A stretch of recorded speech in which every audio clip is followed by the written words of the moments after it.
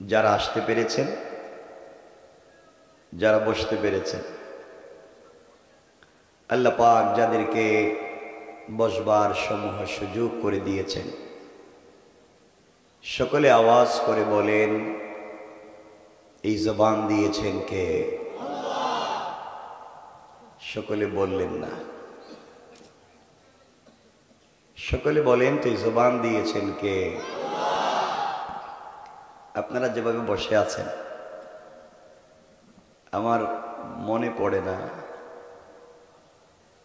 যে এইভাবে কোনো কন্ডিশনে আমার বসা হয়েছে। মনে হচ্ছে না কখনো। খুব বেশি কথা তো বলবো না।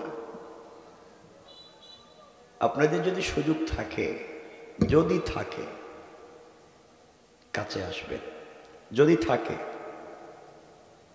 আর যদি সুযোগ না থাকে, কষ্ট মনে করেন, তাহলে আপনারা উঠে যেতেও পারবেন। কিন্তু কাছে আসেন, আমরা কিছু কথা বলবো এবং শুনবো ইনশাআল্লাহ। আসেন, সবাই আসেন।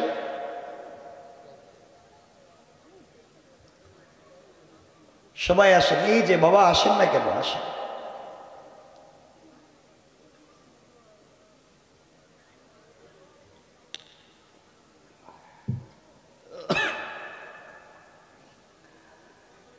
সকলে বলেন, এই জবান দিয়েছেন কে? সকলে বললেন না। ভালোবাসা এক পক্ষ থেকে হয় না। ভালোবাসতে দুজন লাগে, অথবা দুটা পক্ষ লাগে। একা একা ভালোবাসা যায় না। কথা বলতে গেলেও দুজন লাগে, অথবা দুটা পক্ষ লাগে। একা একা কথা বলা হয় না। অনেক মানুষের মধ্যে যদি কেউ একা একা কথা বলে যায়, তো মানুষ তাকে পাগল মনে করে।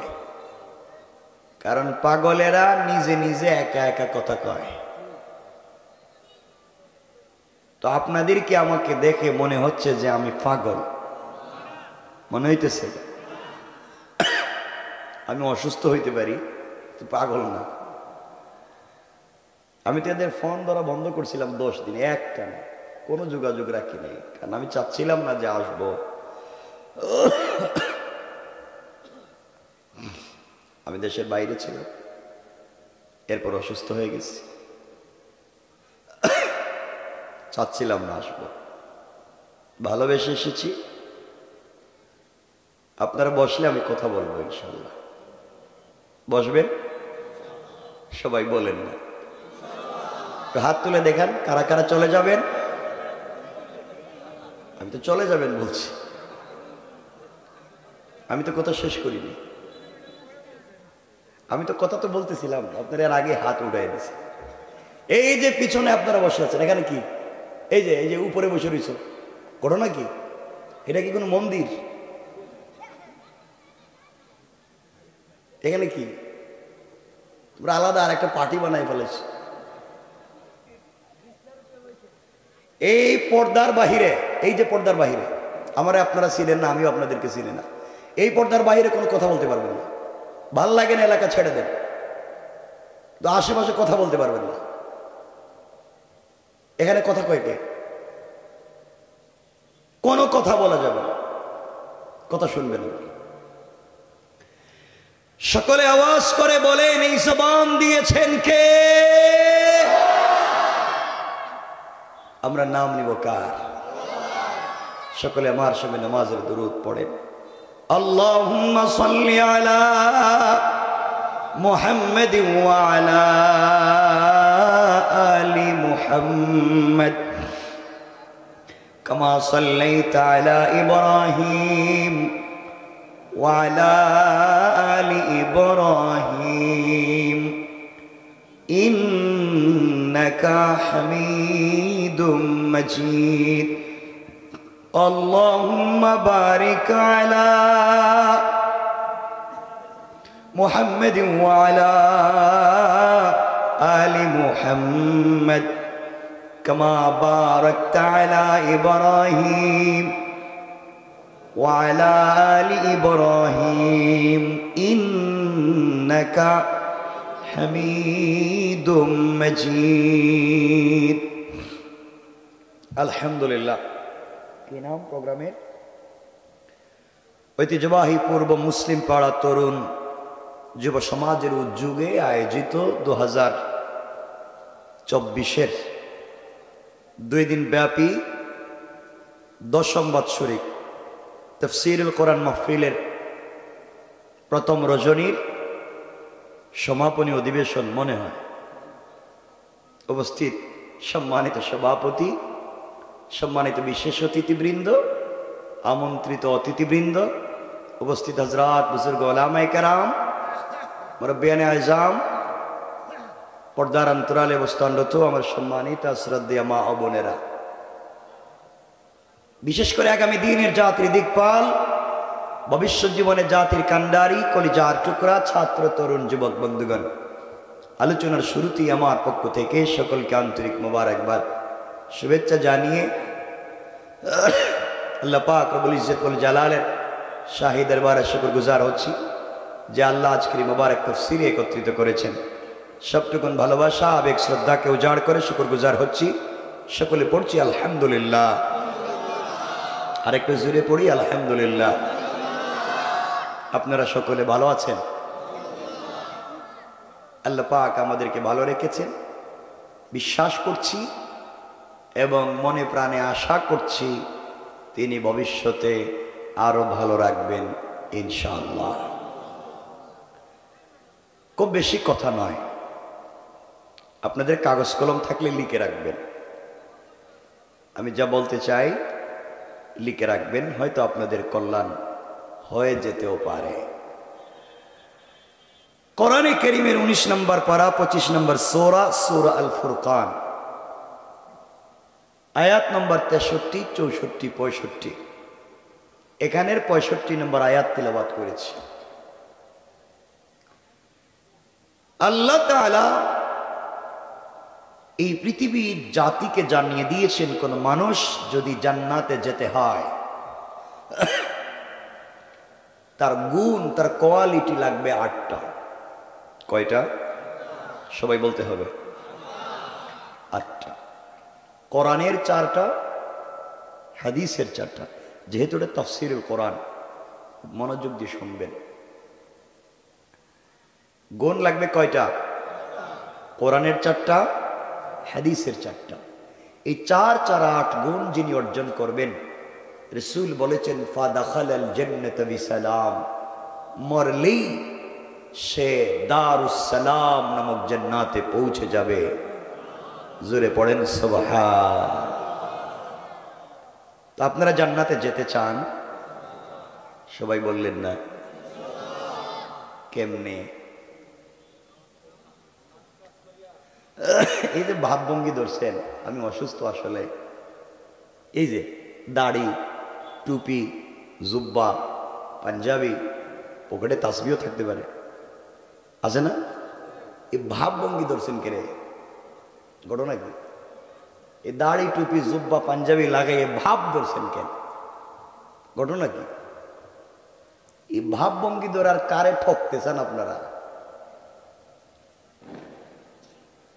খুব মনোযোগ দিয়ে কথাগুলো শুনবেন। শুরুর কথা হচ্ছে আজকের পুরো আলোচনার মূল ফোকাস, মূল শব্দ, এই ভাব ধরে জান্নাতে যাওয়া যাবে না। ভাবভঙ্গি ধরছেন না? অলিয়া অলিয়ার মতো কি সুন্দর দাড়ি, জুব্বা, টুপি, মনে হইতেছে আল্লাহর ওলি। তো কত পাবলিকের জিন্দেগিতে ঠকাইছেন, কথা কর নাকি? কতজনের জায়গা জমি মাইরে খাইছেন, সুদ ঘুষের কারবার করছেন, নিজের বউরে ফিডাইছেন, কথা কর না কেন? আর এখানে অলিয়া অলিয়ার মতো বসে রয়েছে। ঘটনা কি? এই ভাব ধরে জান্নাতে যাওয়া যাবে না, এটাই মনে রাখবেন। এই পৃথিবীতে যদি আমরা জন্ম না নিতাম তাহলে মৃত্যুর কোনো প্রশ্ন আসতো না, মৃত্যুর কোনো মাসআলা কায়েম হতো না। জন্ম যেহেতু নিয়েই ফেলেছি, এখানে দূরে দিও না, কাছে দাও। জন্ম যেহেতু নিয়েই ফেলেছি, চাইলে আর বাঁচা যাবে না। আজ না হয় কাল, আপনাকে আমাকে মারা যাওয়াই লাগবে। আপনারা যারা আছেন এখানে আপনারা মরবেন না এমন জানা আসেনি যে আপনি মরবেন না? না সবাই মরবেন? আপনারা কথা কম দেখেন, মরবেন? মরবেন তো কি নিয়ে যাবেন? কিছু কয় না। নেক আমল করছেন নি কিছু? আর কয়দিন করবেন বাবা? করছি বলছি, করছেন নি? এটা কোন করছেন তো? আচ্ছা দেখি কি করছেন, একটু বসে থাকেন। আজকে যারা আপনারা বসেছেন এখানে মনোযোগ দিয়ে শোনেন। আমার মনে হয় না আমি এদিকে কখনো এসেছি, আর আসার কোনো সম্ভাবনাও নাই। আসছি কোথায়? এখানে এই অফিস কত বছর আগে? তা আমি নিজেই ভুলে গেছি। 5 বছর আগে আমি নিজে মনে নেই, কারণ বয়স হয়ে যেতে মনে হইতেছে না, বুড়ো হয়ে গেছে মনে হয়। আল্লাহ জানে। আপনাদের কাছে আমার জিজ্ঞাসা, আপনারা এখানে যারা বসেছেন সচেতন এলাকার নাগরিক হিসাবে আপনাদের কাছে দুটো প্রশ্ন করতে চাই। 1 নম্বর আপনাদের কাছে জিজ্ঞাসা, আপনারা এখানে যারা বসেছেন আপনারা সকলে মানুষ কিনা? সকলে বলেন। কেমনে বুঝলেন? কথা কর। আরে আল্লাহ বানাইছে, আল্লাহ তো কত কুত্তা বিলাই বানাইছে আল্লাহ। আপনারা বলেন মানুষ কেমনে, এটা সত্য কথা কোন বলেন? কথা কেন বাবা? বসছেন তো জানার জন্য বসছেন। আপনারা মানুষ এটা তো বলা লাগবে, আপনারা মানুষ না অন্য কোন প্রজাতির প্রাণী, এটা বুঝলেন কেমনে? হ্যাঁ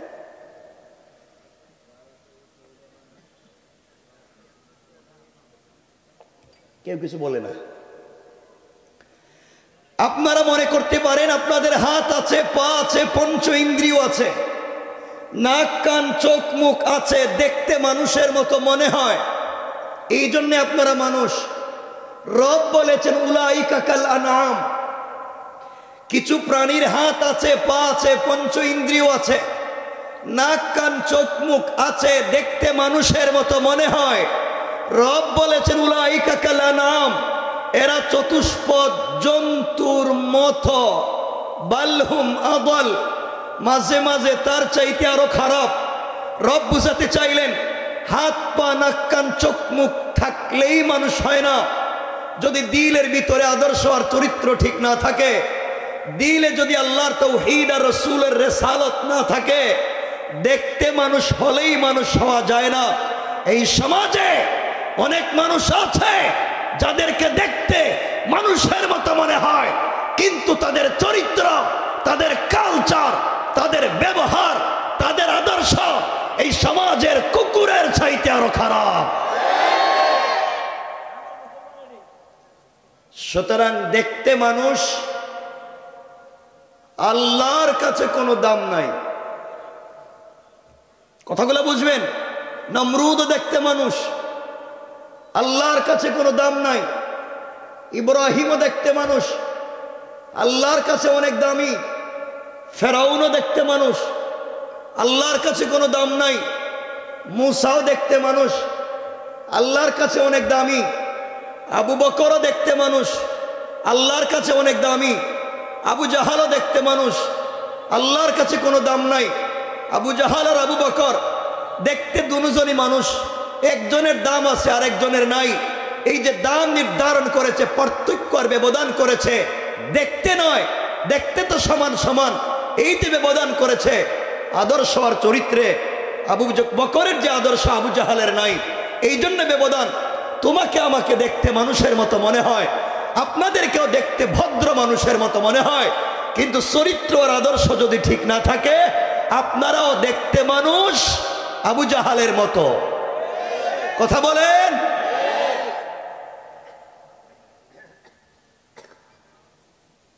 দেখতে মানুষ, আল্লাহর কাছে কোনো দাম নাই। 2 নম্বর প্রশ্ন, আপনারা যারা এখানে বসেছেন আপনারা সকলে মুসলমান কিনা? কথা কন। মুসলমান। কেমনে বুঝলেন? এই যে কালেমা পড়ছি। আর কে কইছে নামাজ পড়ছি? কালেমা পড়ছি, নামাজ পড়ছি। কথা বুঝবেন, হাসবার জন্য নয়। ভাব ধরছেন কেরে? আপনারা মনে করতেছেন জান্নাতে যাইবেন একজনও? আশা, হায় রে আশা রে। বসেন না, দেখেন না কি কই, একটু বসেন কয়েক মিনিট। আপনারা বলতে পারেন আপনারা কালিমা পড়েছেন এই জন্য মুসলিম। আমি আল্লাহ পাকের জাত ও সিফাতের নামে শপথ করে বলছি, শুধু কালিমা পড়লেই, কালিমা জানলেই, কালিমা বুঝলেই মুসলমান হওয়া যায় না। যারা ইউনিভার্সিটিতে পড়েছেন অথবা ইউনিভার্সিটিতে পড়ছেন, আপনারা জানেন ইসলামিক ফ্যাকাল্টিতে, ইসলামিক স্টাডিজে, ইসলামিক হিস্টোরিতে অনেক স্টুডেন্ট, ছাত্র ছাত্রী পাওয়া যায় মুসলমানদের পাশাপাশি হিন্দু খ্রিস্টান নাই? তারা ইসলামিক ফ্যাকাল্টিতে পড়ে, কোরআন থিসিস করে, অ্যানালাইজ করে, গবেষণা করে, MA করে, MPhil করে, PhD ডিগ্রি নিয়ে ডক্টর হয়।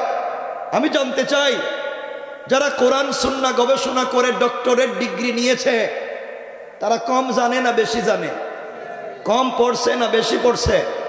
কম বুঝছে না বেশি বুঝছে?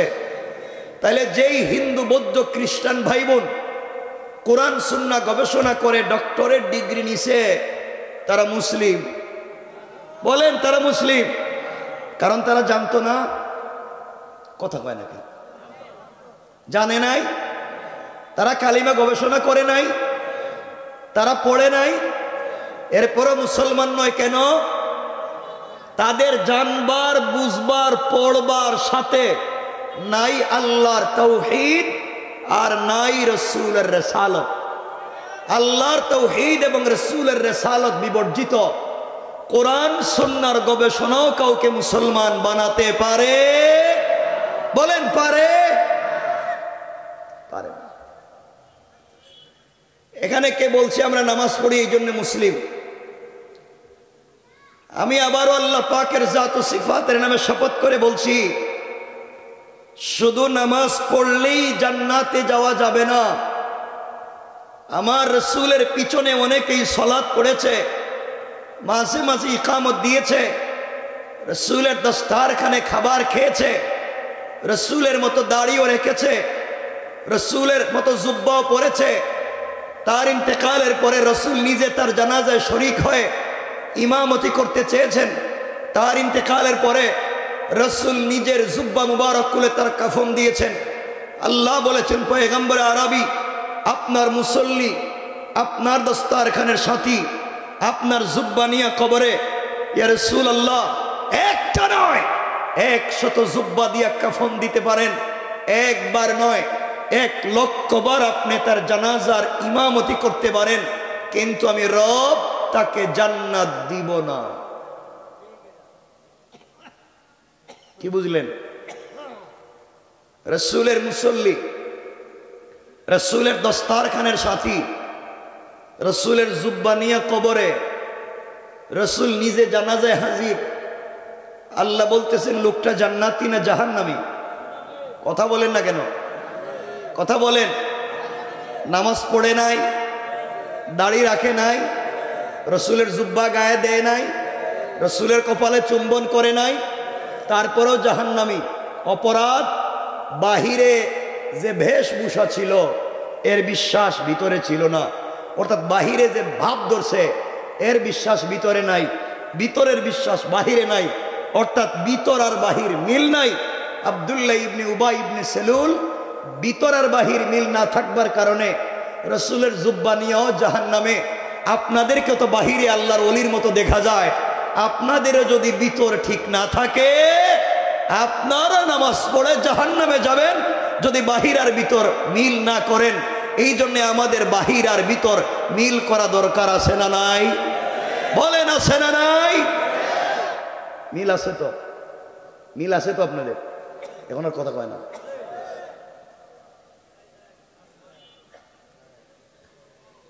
এই যে আপনারা দাড়ি রাখছেন, আমিও রাখছি, আর মনে মনে ভাবতেছেন হয়তো দাড়ি দেখাইয়া দেখাইয়া জান্নাতে চলে যাইব। এই দাড়ি দেখাইয়াই জান্নাতে যাওয়া যাবে না, কারণ তোমার আমার চাইতে বহুত লম্বা দাড়ি আজকালকের বহুত হিন্দুরাও রাখে। কথা বলেন না কেন? না নাই? ভাব তুমি ধরছো, ভাব হেও ধরছে।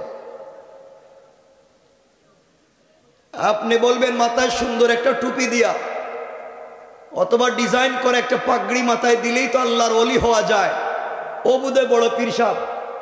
আপনার এই জায়গায়ও চিন্তা ভুল, কারণ এই পৃথিবীতে সব থেকে সুন্দর টুপি এবং সব থেকে ডিজাইন করা পাগড়ি যারা মাথায় দেয় তারা অধিকাংশই শিখ। কথা বলেন না কেন? শিখের মাথায় পাগড়ি দেখছেন? কথা কয় না কেন? ছোট না বড়? ডিজাইন কম না বেশি? তো ভাব তো হে বেশি ধরছে। কি ভাব ধরছেন আপনারা? আপনারা বলবেন হুজুর আমাদের তো তসবি আছে, ওদের তো তসবি নাই। আমরা তো তসবি পাবলিকে দেখাইয়া দেখাই এখানে রাইকা রাইকা পড়ি। আমরা তো মসজিদে বৈশা বৈশা তসবি পড়ি, আমরা তো বড় আল্লাহর ওলি।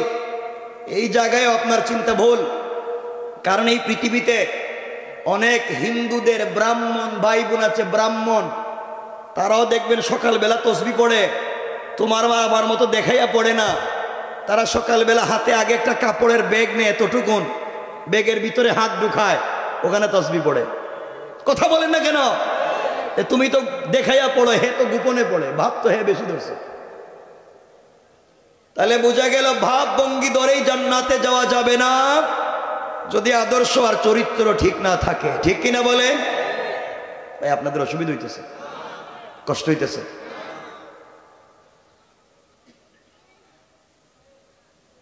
এই সমাজ ব্যবস্থা নষ্ট করেছেন আপনারা, আর এখানে ভাব ধরে বসে রয়েছেন। আমি যদি সত্যি আইসা থাকি 5 বছর আগে, এবার আমি পাক্কা নিয়ত করলাম জিন্দিগিতে বাইচা থাকলে কিয়ামত পর্যন্ত আর আইতাম না।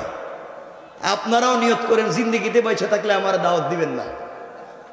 কথা বলা লাগে, শোনা লাগবে তো, বুঝেন না কি বলতে চাই? কারণ আমি তো সবার মতো কথা কই না, কিন্তু আমি এখন যতক্ষণ কথা বলবো এগুলো শোনা লাগবে। কথা বলেন, এতে খারাপ লাগুক আর ভালো লাগুক শুনবেন। কথা কয় না? আরে বাবা, মুরব্বীরা হয়তো জুড়ে কয় না, যদি হার্ট অ্যাটাক কইরা মরে যায় তাহলে যাইব কই? হসপিটালে গিয়ে তো লাভ নাই। কারণ আজকালকে হসপিটালের চেয়ারে অধিকাংশ সময় ডাক্তারের চেয়ারে বসে রয়েছে ডাকাত। ঠিক কিনা? আজকালকে ডাক্তারের চেয়ারে ডাকাতেরা বসে রয়েছে, কসাইয়েরা বসে রয়েছে, অপারেশন না করে 8-10 লাখ টাকা বিল উঠাইয়া দেয়। ঠিক কিনা বলে? এজন্য হয়তো মুরব্বীরা কয় না, ডরায়। কিন্তু যুবক যারা বসছে, তোমাদের সমস্যা কি? সমস্যা নাই? তাহলে জোরে কও না কেন? তোমরা যে খারাপের খারাপ, এই জোয়ান যারা বসছে, তোমরা যে খারাপের খারাপ, এটা কেউ না বুঝলেও আমি বুঝি। কারণ তোমাদের ভিতরে কি ঘটতেছে এটা আমার বুঝ আছে। আজকালকে দেখবেন যুবকেরা চুল কাটে, চুলের ডিজাইন, এই যে চুল কাটে দেখবেন বাংলা লিঙ্ক কাটিং ডিজাইন। চুল এখানে নাই, ওখানে নাই, ওখানে নাই, সব কাটতে খালি করে মাঝখানে রাখতে দিছে। মনে হয় সাইডে দিয়ে ছাগল ঘাস খাইয়া মাঝখানে জমা করে থুইছে। কথা বলেন না কেন? এগুলো আছে না নাই? অনেকে মাথা লুকায় রাখতেছে, কারণ হে তো কাম গোঠায় লইস। এজন্য কথাগুলো শোনেন। এই সমাজ নষ্ট করছে কে? কথা বলেন আমরা, সবাই বলেন আমরা। দোষ স্বীকার করলেই তো মাপ পাইবেন। সমাজ নষ্ট করছে কে? কেমনে বুঝলেন? বলতেছি আমি। এখানে আপনারা যারা বসে রয়েছেন, আপনারা সমাজ নষ্ট করেছেন। অনেক লোক আছে এখানে বসা, এই বৃহত্তর এলাকায় অনেক মুরব্বী আছেন যাদের মুখের দাড়ি সাদা, পকেটে 1 হাত লম্বা তসবিহ আছে, 5 ওয়াক্ত মসজিদে নামাজ পড়ে, হজও করেছে, উমরাও করেছে। খবর নিয়ে দেখেন নামাজও পড়ে, দাড়িও রাখে, কিন্তু এলাকার সব থেকে বড় সুদের কারবারি। ঠিক কিনা যারা বলেন? নাই না আছে? ভাব ধরছেন কে?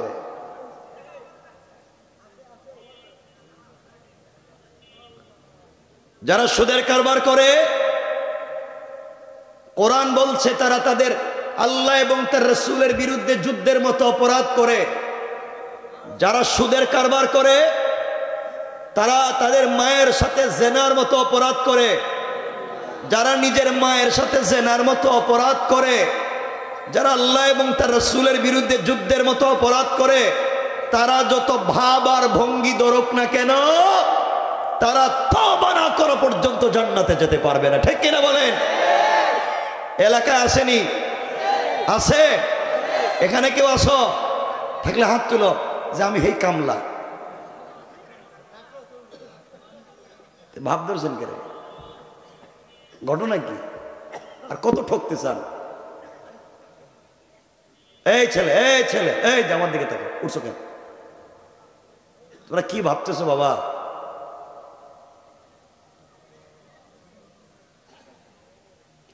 সমাজ আপনারা নষ্ট করেছেন। এখানে অনেক মুরব্বী বসা, আযানের পরে মসজিদে নামাজে যান না।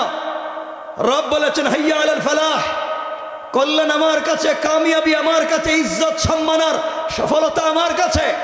আর অনেক মুরব্বী আছে আযানের পরে মসজিদে নামাজে না গিয়া চার দোকানে বৈশা বৈশা টেলিভিশন দেখে। ঠিক কিনা বলেন? আর বদনাম করে, গীবত করে, শিকায়াত করে, চুগলখড়ি করে, সমালোচনা করে, চার দোকানে বৈশা মুরব্বী কইতেছে কার বউ কার সাথে বাইজ্ঞা গেল, কার ছেলে কার মেরে নিয়ে গেছে গা। এই নিয়ে মুরব্বীর চার দোকানে টেনশনের শেষ নাই। অথচ মুরব্বী যে মইরা কই যাইব সেই চিন্তা নেই। কথা বলেন না কেন? এগুলো এলাকায় নাই না? বলতে হবে নাই? আছে। ভাব ধরছেন কি রে? বলছিলাম না ওয়াজের আগে ভাব ধরেন না? কই যাইতে চান? এই ঠকাইতে চান আর কারে? অনেক লোক আছে এলাকায়, তোমার গ্রামগঞ্জে খবর নেন, আওয়াবিন পড়ে, চাষ পড়ে, ইশরাক পড়ে, ফজরের নামাজ জামাতে পড়ে, 5 ওয়াক্ত নামাজ পড়ে, তাহাজ্জুদের নামাজ পড়ে, সকালবেলা কোরআন শরীফও পড়ে, পীর সাহেবের দেওয়া তসবিহ পড়ে, সব পয়রা সাইরা কুদাল একটা কান্দে নিয়া আল্লাহর নামের জিকির করে করে জমিতে যায়। আর আল্লাহর নামের জিকির কইরা আরেকজনের আইল কাইটে ঢুকায় দেয়। ঠিক কিনা বলেন? বলেন ঠিক নাই? এগুলা নাই? বলেন নাই? এ ভাব ধরছেন কেন? হ্যাঁ, ঘটনা কি? আর কত ঠকতে চান? যেন আপনাদের খারাপ লাগবে আমি জানি। নিয়ত করেন জিন্দেগিতে আমার চেহারা দেখবেন না, এরপরও শোনা লাগবে। কয়েক মিনিটই তো কম। আপনারা শয়তান চিনেন না?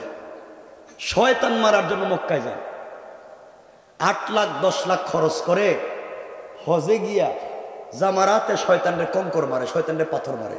আপনারা দেখছেন না? কথা হয় না? যারা হজে গেছেন তো আপনারা জানেনই, জামারাতে কি মারে? শয়তানরে পাথর মারে। যেই শয়তানরে মক্কায় 10 লাখ খরচ করে পাথর মারতে গেছেন, এটা কোন থানা? ফতুল্লা। ফতুল্লা নারায়ণগঞ্জে যেই শয়তানরে 10 লাখ খরচ করে মক্কায় পাথর মারতে গেছেন, এই শয়তান জিন্দেগিতে ফতুল্লা ইসা সুদের কারবার করছে? কথা কয় না? সার দোকানে বসে বদনাম করছে, কুদাল দিয়ে কারো আইল কাটছে, এরপরে হেরে মারতে গেছেন কেন ফাতর? তো শয়তান তো এলাকা, তো ফাতর এখানে মারতে গেছেন কেন? ঘটনা কি? বিষয়টা কি বুঝতে পারলাম না। শয়তান এখানে, ফাতর মারতে গেছে মক্কায়। বাবারে, জান্নাতে তো সহজ না। কে বুঝাইছে আপনাদেরকে? এটাই বুঝতেছি না আমি। বুঝাইছে কে আপনাদেরকে জান্নাতটা এত সোজা? জান্নাত যদি এত সোজা হইতো, তো রসুল, যে রসুল জান্নাত নিয়ে এসেছেন, এই রসুলও সারা রাত সেজদায় পড়ে পাও ফুলাইয়া দিতেন না। যে সাহাবায়ে কেরাম জান্নাতের সার্টিফিকেট পাইছেন, তারাও নিজের জীবন দিয়ে যুদ্ধ করে শহীদ হইতেন না, কারণ জান্নাত তো পেয়েই গেছি। এত সোজা না। তা কইছে কেডা আপনাদেরকে? আমার কথা খারাপ পাইছেন? তো পাইলে কি আমি? সমাজ আপনারা নষ্ট করেছেন। যারা ভিলেজ পলিটিক্স করেন, এলাকার রাজনীতি করেন, এলাকার মোড়ল, এলাকার মাতবর, এলাকার বিচারী, পঞ্চায়েতের বড় মুরব্বী, এলাকার সর্দার, কসম রব্বে পাকের জাতের, এলাকায় অনেক পঞ্চায়েতের মুরব্বী আছে যারা পঞ্চায়েতের বিচার করতে গিয়া 1 কাপ রং চা খাইয়া এদিকের বিচারকে এদিকে দিয়া দেয়। ঠিক কিনা জোরে বলেন?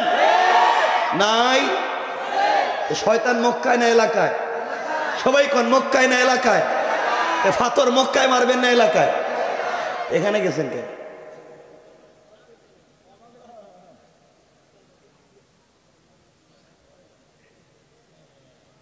গত হজে দেখলাম এক হাজি সাহেব হজে গিয়া জামারাতে পাথর মারতেছে, মারতে মারতে বুধর রাগ উঠে গেছে গা, জুতা খুললে মারতেছে। শয়তান তুই এলাকা মাইল লেগে রাখছিস, আর এখানে বসে রয়েছে জুতা দিয়ে মারতেছে। আপনি যেই শয়তানরে জুতা খুললে 10 লাখ খরচ করে মারতে গেছেন, এই শয়তান কোনোদিন এলাকায় 1 কাপ রং চা খাইয়া বিচার করে না। এমন মুরব্বী আছে 1 প্যাকেট ব্যানসন সিগারেট দরাইয়া দিলে বিচার খায়া ফেলায়। কথা বলেন না কেন? এমন মুরব্বী আছে পঞ্চায়েতের একটা বিচার একটা তারিখে শেষ হয়, ডেট দিয়ে 5টা, প্রত্যেক ডেটে 1000। কথা বল না কেরে? এগুলা নাই, বলতে হবে নাই। শয়তান এলাকায় না মক্কায়? জুতা কই মারবেন? আবার বলেন, সবাই বলেন এলাকায়। কি এর ইমান আপনার? এই তো এই শয়তান রে মারলো তো এই কালিমার, তুমিও কালিমার দাওয়াত দিবা, আমিও দিব। তুমি দাওয়াত দিয়ে মিষ্টি খাইবা আর আমি দাওয়াত দিয়ে মাইর খাইবো। তোমার কালিমারই সমস্যা কি? তুমি ফাতর মাইরা মক্কায় গিয়ে কুরমাগুলো খাইবা, আর এলাকায় ফাতর মারলে মাইর খাইবে, এই জন্য ফাতর মারবা না। এটা কোন সুন্নতে হইছ? কোন ইসলাম বাবা? বসে রয়েছে তো ভাব ধরে। এখানে ইসলাম এত সহজ নয়। আমি জানি আপনাদের খুব কষ্ট হইতেছে আমার কথাবার্তা, আমি তো সংক্ষেপ করে দিতেছি।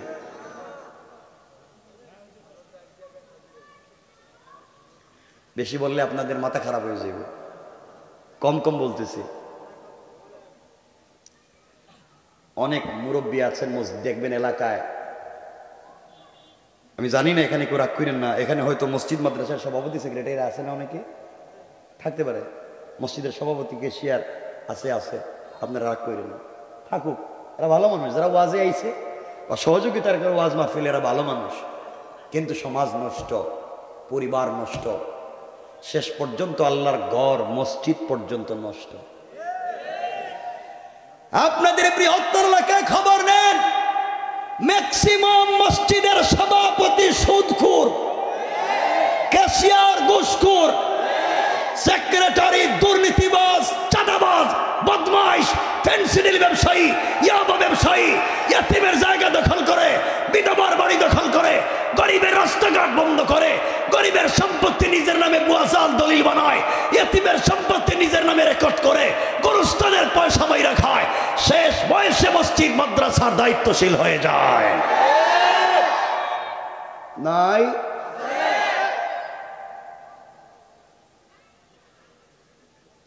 সমাজের আর কি করতে চান? আর কি করবেন এই সমাজে? কারণ যারা আইম্মায়ে কারাম, খুতাবায়ে আযম, যারা মসজিদের খতিব, তারা হয়তো এই সব কথা বলতে পারবেন না, কারণ বেচারা বললে তো চাকরি থাকতো না। আমার তো চাকরি নাই এখানে, সমস্যা কি আমার? আর আমার যদি 10 লাখও আলোচনা শুনেন, দেখবেন এভাবেই কথা কইতেছি। আমার বন্ধুগণ, কথাগুলো দিল দিয়ে শুনেন, ভালো করে বুঝেন। সমাজ আপনি আর আমি নষ্ট করে দিয়েছি। আজকালকে দেখবেন অনেক বাচ্চারা মসজিদে নামাজে যায়, আর কিছু মুসল্লি এদেরকে বাইর করে দেয়। কথা বলেন না কেন? এগুলোও আছে। কেন বাইর করেন? কথা কয় না কেন? কি ডিস্টার্ব করে? নামাজে কি করে? ডিস্টার্বটা কি? দৌড়াদৌড়ি করে আর কথা কয়, আর কয় কি? আর কি? মায়ের পিট করে, আর কি? তা সামনে দিয়ে হাঁটে, সামনে দিয়ে হাঁটে, মায়ের পিট করে, দৌড়াদৌড়ি করে, চিল্লাচিল্লি করে, দুষ্টামি করেই তো। আর কিছু? সত্য কথা। বাচ্চারা মসজিদে গিয়ে মারামারি করে, দৌড়াদৌড়ি করে, চিল্লাচিল্লি করে, সব সত্য, সব সত্য। বাহির করে দিতে কইছে কেডা? বাহির করে দিতে কইছে কেডা আপনারা? হ্যাঁ হ্যাঁ, হুজুররা। আরে না, হুজুর কই বল, হুজুররা কয় নাকি? মুরব্বী বাবা, মসজিদে আপনার নামাজ কবুল হয় না। নামাজ পড়ে সুদ খাও, নামাজ পড়ে ঘুষ খাও, নামাজ পড়ে যুবকদের চরিত্র নষ্ট করো, ইয়াবা ফেন্সিডিলের ব্যবসা করো, নামাজ পড়ে গরিবের সম্পত্তি দখল করো, আপনার নামাজ কবুল হয় না। মসজিদে যদি নামাজ কবুল হয়, এই মাসুম বাচ্চাদের ওসিলায় নামাজ কবুল হয়। ছেলেদেরকে বাইর করো কেন?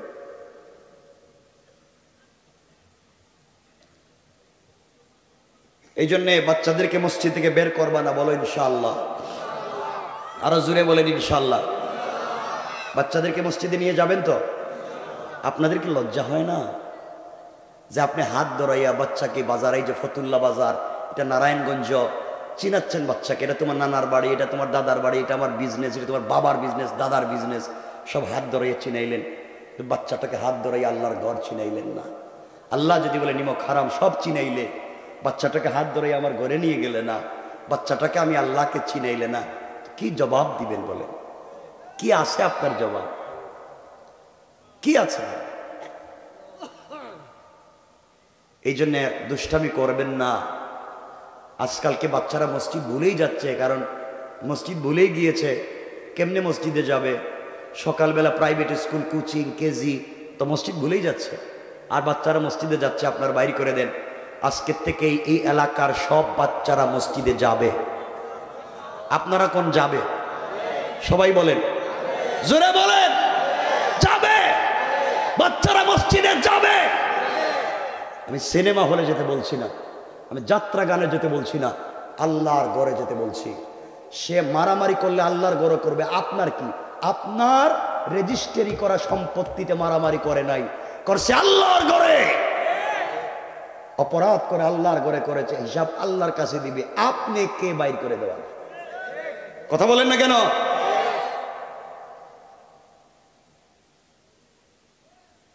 কষ্ট পাইছেন? মাঝে মাঝে বাচ্চাদেরকে মসজিদে নিয়ে যায়, নেয় মাঝে মাঝে। কোন দিন নেয়? যেদিন তাবারক দেয়। তাবারক দেয়নি মসজিদে, মিষ্টি জিলাপি দেয়নি, ওই দিন দেখবেন সব বাচ্চারা লইয়া মসজিদে জায়গা। এমনকি অন্যের বাচ্চারা লইয়া যায়, গিয়া কইটা আমার, আরেক প্যাকেট দাও। হ্যাঁ, তুই সব পারো, আর নামাজের সময় যাও না কেন? আল্লাহ হেফাজত করো। সবাই বলেন আমিন। সংক্ষেপ, এতক্ষণ যা বলছি এগুলা হচ্ছে সামাজিক নোংরামি, সামাজিক অবক্ষয়। এখন আপনাদেরকে বলবো বেঁচে থাকবার পথ এবং পদ্ধতি। এই সমস্যাগুলা থেকে বাঁচার দরকার আছে না নাই? না এভাবেই থাকবে? কথাগুলো বুঝেন। বাচ্চাদেরকে মসজিদে নিয়ে যাবেন, বলেন ইনশাআল্লাহ। বাচ্চারা দুষ্টামি করলে সমস্যা কি আপনার? রসুল পাক সাল্লাল্লাহু আলাইহি ওয়াসাল্লাম একদিন মসজিদে নববীতে, কথায় কথা চলে আসছে, 1 মিনিটে বলে দিই। আসরের নামাজের ইমামতি করতেছেন মসজিদে নববীতে। আসরের নামাজ ফরজ 2 রাকাত। কয় রাকাত? 2 রাকাত না? 2 রাকাত কইলে তা আমি যেটা কইছি এটা কইলে তো আর হইল না ওয়াজ। আপনাদের সচেতনতার তো দরকার। আসরের নামাজ কি 2 রাকাত? 2 রাকাত কইছেন কেন? কি রে, এটা তো উল্টা কয়। আমি যেটা কই হেডে কয়। আমি যদি কই এটা মদ, কইব হ মদই। আসরের নামাজ কয় রাকাত? রাসূল আসরের নামাজের ইমামতি করতেছেন মসজিদে নববীতে। সকল সাহাবী রাসূলের মুসল্লি। 4 রাকাত নামাজের 3 রাকাত ঠিক মতো পড়ালেন। চতুর্থ রাকাতের প্রথম সেজদা ঠিক মতো দিলেন। দ্বিতীয় সেজদায় গিয়ে রাসূল পাক আর উঠেন না। এভাবে প্রায় আধা ঘন্টার উপরে সেজদা দিলেন। সাহাবায়ে কেরাম চিন্তা করলেন, মাআযাল্লাহ, রাসূলের কিছু হয়ে গেল কিনা, সেজদার থেকে মাথা উঠাচ্ছেন না কেন? দীর্ঘক্ষণ পরে মাথা উঠালেন, নামাজ শেষ করলেন। সাহাবায়ে কেরাম বলছেন, ইয়া রাসূলুল্লাহ, আসরের নামাজের চতুর্থ রাকাতের দ্বিতীয় সেজদা এত লম্বা করছেন কেন? আজকে থেকে কি আমরা লম্বা করব? নবীজি বললেন না। তাহলে আপনি করলেন কেন? নবীজি বলছেন, সাহাবীরা, আমি যখন নামাজের সেজদায় তখন আমার কলিজার টুকরা নাতি হাসান ও আমার পিঠে উঠে আমার কাঁধে বসে দুইটা পা দুই দিকে ছেড়ে দিয়া আমার লম্বা চুলের মুষ্টি ধরে আমি নামাজের সেজদায় আর সে আমার পিঠে ঘোড়া দৌড়ায়।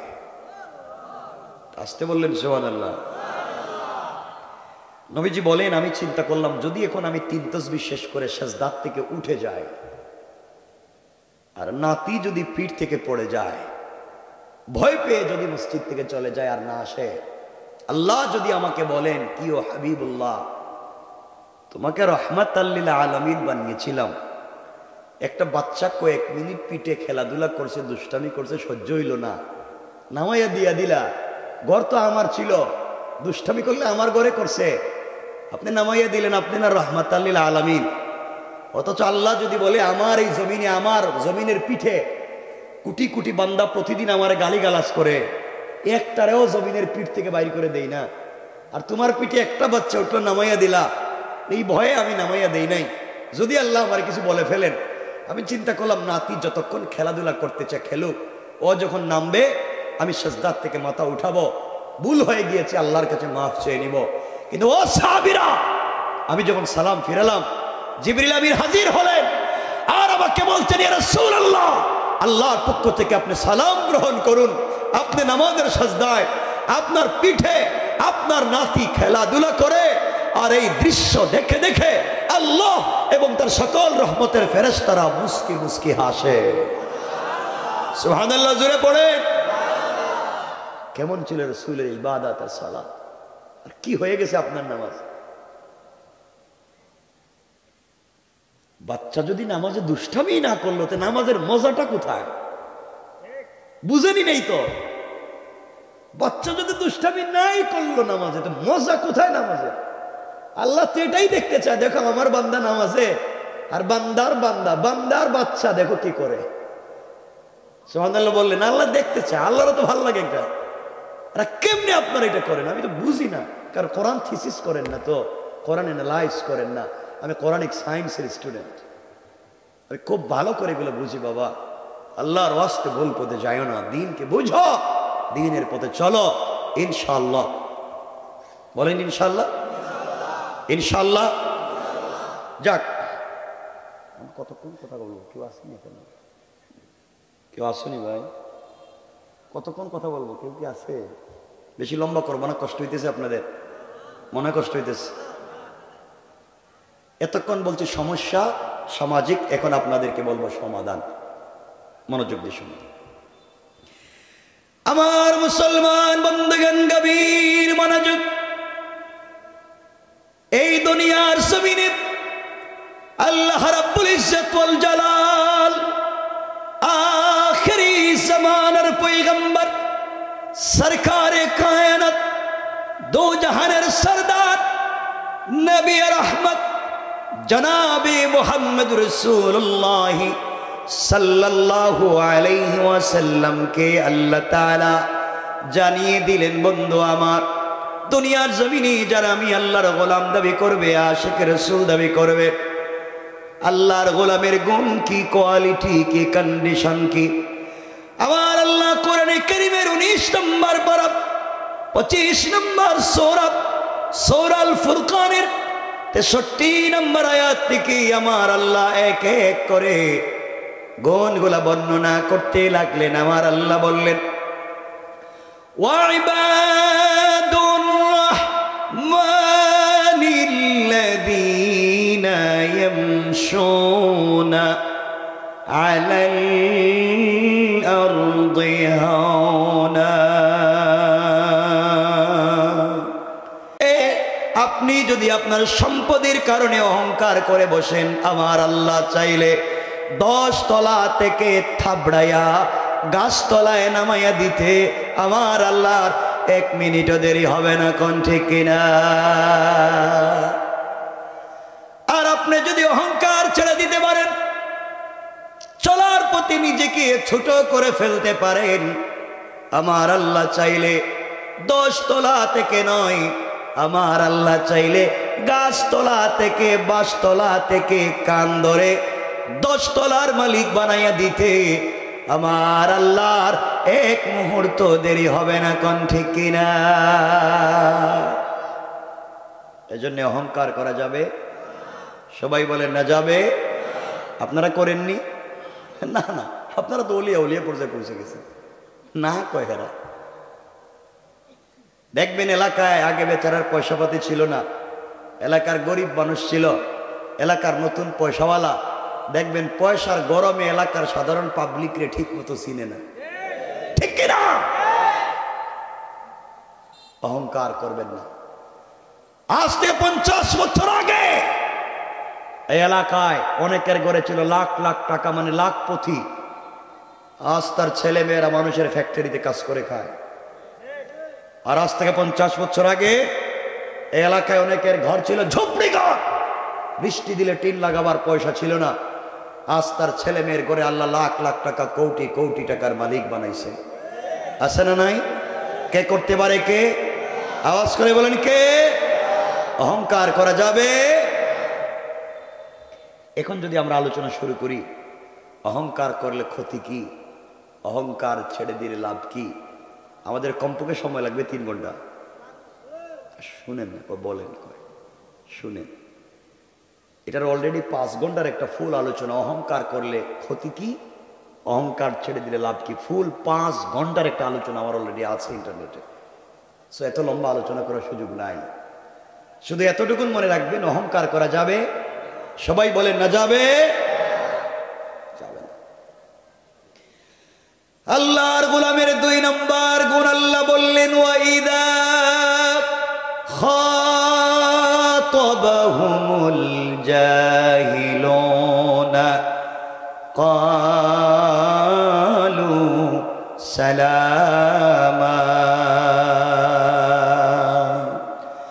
আল্লাহ রাব্বুল ইজ্জত ওয়াল জালাল বলছেন, মুসলমানেরা, এই দুনিয়ার জমিনে যারা আমি আল্লাহর গোলাম দাবি করবে, আশিক রাসূল দাবি করবে, আল্লাহর গোলাম যারা নিজেকে মনে করবে, বান্দারে আল্লাহর গোলামের 2 নম্বর গুণ হলো, আমার গোলামকে কেউ গালি দিলে গালির জবাব দিবে না, আঘাত করলে আঘাতের জবাব দিবে না, গীবত শিকায়াত সমালোচনা করলে জবাব দিবে না, বরং আমি আল্লাহর গোলামকে কেউ যদি গালি দেয়, আমার গোলাম গালির জবাবে গালি না দেয়া ওই ব্যক্তির জন্য শান্তি আর সালামতির দোয়া করে যায়। পড়েন সুবহানাল্লাহ। আল্লাহর গোলামের 2 নম্বর গুণ গালি দেওয়া। কথা বলেন না যাবে? যাবে না।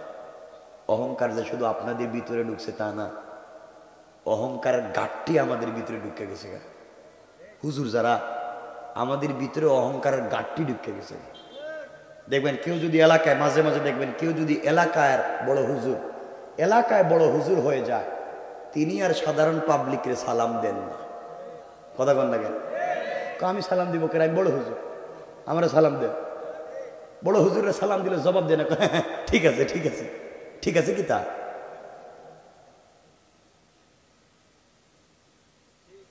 যারা মাদ্রাসার ছাত্র, স্কুল কলেজের ছাত্র, শোনো, তুমি ক্লাসের ফার্স্ট বয়, কিতাব বুঝো, ভালো করে পড়া বুঝো, এই জন্য অহংকার করতে যাইও না। আল্লাহ হয়তো তোমাকে হোটেলের বয় বানাইয়া দিতে পারে, আর ক্লাসের একবারে 3rd ক্লাস যে ছিল, একবারে পিছনে বসতো, আল্লাহ তাকে ইজ্জতের মালিক বানাইয়া দিতে পারে, ঠিক কিনা? খবরদার অহংকার করবেন না। সালাম দিবেন তো ইনশাআল্লাহ? আল্লাহ বলছেন, খাতাবাহুমুল জাহিলুন, কোন জাহিল যদি তোমাকে গালি দিয়েও ফেলে, কালু সালামা, তাদের জন্য শান্তির দোয়া করো, সালাম দাও। পড়েন ইনশাআল্লাহ। আপনারা সালাম দেননি? কথা কয় না? সবাই দেননি? একটু দেখি তো, আমি কি আপনাদের সালাম দিতে কইছি? আমারে আমি কইছি আমি একটু দেখি, আমি দেখতেছি আপনাদেরকে, মানে আমি বলতেছি। এরা কত সালা কইছে, নিজের জান বাঁচাইতে খুব চেষ্টা করে। আমাদের কলিজার টুকরা মা, আম্মা জান আয়েশা সিদ্দিকা রাদিয়াল্লাহু তাআলা আনহা, তিনি বলেন, রাসূল পাক যখন ঘরে আসতেন, আম্মা জান আয়েশা বলেন, আমি ঘরের দরজার চিপায় দাঁড়িয়ে থাকতাম, পর্দার আড়ালে দাঁড়িয়ে থাকতাম, নবীজি যেন আমাকে খুঁজে না পান। তিনি যখন আমাকে খুঁজে না পেয়ে ঘরের দরজায় এসে ডাক দিবেন আয়েশা, তখন আমি ঘরের দরজা খুলে দিয়া ঝাপটি মেরে তাকে জড়িয়ে ধরে তার কপালে চুম্বন দিয়া আমি সর্বপ্রথম রসুলকে সালাম দিব। সুবহানাল্লাহ, তো আসতে বললেন। কিন্তু আম্মা জান আয়েশা বলেন, আল্লাহে, আল্লাহর জাত ও সিফাতের কসম, আমি আমার জিন্দগিতে রসুলের পাককে আগে সালাম দিতে পারি নাই, বরং রসুল ঘরে আসার অনেক দূরে থাকতে আমাকে সালাম দিতেন। না সুবহানাল্লাহ, এটা বাদ দেন কেমন? সুবহানাল্লাহ সবাই কয় না, আরো জোরে পড়েন না সুবহানাল্লাহ। এখানে কয়েকটা শিক্ষা। নবীজি আয়েশাকে সালাম দিয়েছেন, এর অর্থ হলো স্বামী স্ত্রীকে সালাম দিয়েছেন। নবীজি আয়েশাকে সালাম দিয়েছেন, এর অর্থ হলো বড় ছোটকে সালাম দিয়েছেন। রসুল বড়, আয়েশা ছোট। রসুল আয়েশাকে সালাম দিয়েছেন, অর্থ বড় ছোটকে সালাম দিয়েছেন। শিক্ষা হলো, আপনি বড় লোক, আপনি পয়সাওয়ালা, আপনি বয়স বেশি, আপনি আল্লামা, আপনি খতিব, আপনি প্রিন্সিপাল, আপনি মুফতি, আপনি যদি রাস্তায় হাঁটার সময় একজন সুইপার, একজন ভ্যানওয়ালা, একজন ঠেলাওয়ালা, একজন রিক্সাওয়ালাকে সালাম দিতে আপনার কলিজায় বাঁধে, 100% আপনি অহংকারী। ঠিক কিনা বলেন? কেন আপনি সালাম দেন না? রসুল আয়েশাকে সালাম দিয়েছেন, এর অর্থ হলো রসুল বাহির থেকে এসে ঘরে সালাম দিয়েছেন। শিক্ষা হলো বাহির থেকে এসে ঘরে সালাম দিতে হয়। অর্থ দাঁড়ালো, বাহির থেকে আসলে ঘরে সালাম দিতে হয়। শিক্ষা হলো, উস্তাদ ছাত্রদেরকে সালাম দিবেন, টিচার স্টুডেন্টকে সালাম দিবেন। ছাত্ররা আগে থেকেই ক্লাসে বসা থাকে, উস্তাদ বাহির থেকে ক্লাসে আসেন, যিনি বাহির থেকে আসবেন তিনি সালাম দিবেন। তো নবীজি বলছেন বাহির থেকে আসলে কেন? বাহির থেকে আসলে ভিতরে সালাম দিতে হয়, সুতরাং বাহির থেকে আসলে ভিতরে সালাম দিতে হবে। কিন্তু আজকালকে উস্তাদ ছাত্রকে সালাম দেয় না, বরং ছাত্ররা যদি হুজুরে সালাম না দেয় তাহলে ফিডায়। কথা কোন না গেলে কথা বলেন, কেন এগুলো করেন?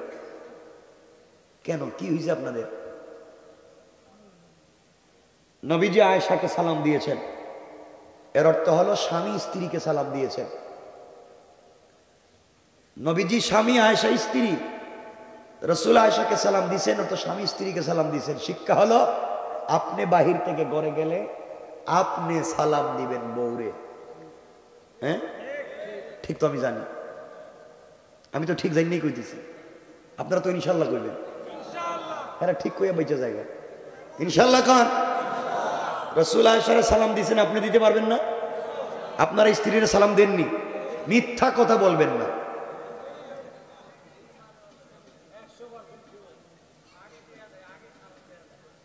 বউ আগেই সালাম দিয়ে দেয়। ওরে আল্লাহ রে, কি ভালোবাসা রে আল্লাহ। আপনারা সবাই স্ত্রীরে সালাম দেন না কেন? কোন সবাই দেন না কেন? এটা কোন কথা, সবাই দেন না কেন? আরে বাবা বলছি, বউরে সালাম দেও না কেন? সেটা কো। হ্যাঁ, কে কইছে শরম পায়? বউরে সালাম দিতে শরম করে? ওরে আল্লাহর শরম। আর বউরে ফিডেই পড়ে, কাপড় খুললে যে ফিডাও, তখন শরম করে না? বউরে সালাম দিতে, বউরে সালাম দিবেন। ওই দিন আমার একজন বলল, বউরে ফিডাইতে ফিডাইতে মারতে মারতে বউরে কইতেছে, তুই আমারে আব্বা কো। নাউজুবিল্লাহ, জোরে কোন না। বউ মায়ের খাইতে খাইতে পায়ে ধরে বলতেছে, তুই আমার বাপ। এবার সাইডে দে। হে বন্ধু বান্ধবের কাছে বলতেছে, তোমরা আমার সিনুনি, আমি কেডা? আমি বউরে বাপ ডাকে সাইডে দিছি। শয়তান আল্লাহ রেজিক, আল্লাহ তুমি আমার শয়তান বানাইছিলা কেন? হে কামটা তো আমিও করি নাই। কথা বলেন না কেন? বউরে ফিডায় আবার কেউ শরম করে। সালাম দিবেন।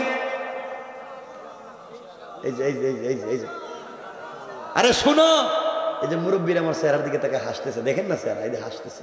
এরা চিন্তা করতেছে, রে বাবা 50-60 বছর গেছে গা, বউরে সালাম দিলাম না, আজকে যদি সালাম দিই তে বউ মনে করবো বুইরা কোন কাম ঘটাইছে, আর আমার সালাম দিয়ে ভাব মারতেছে।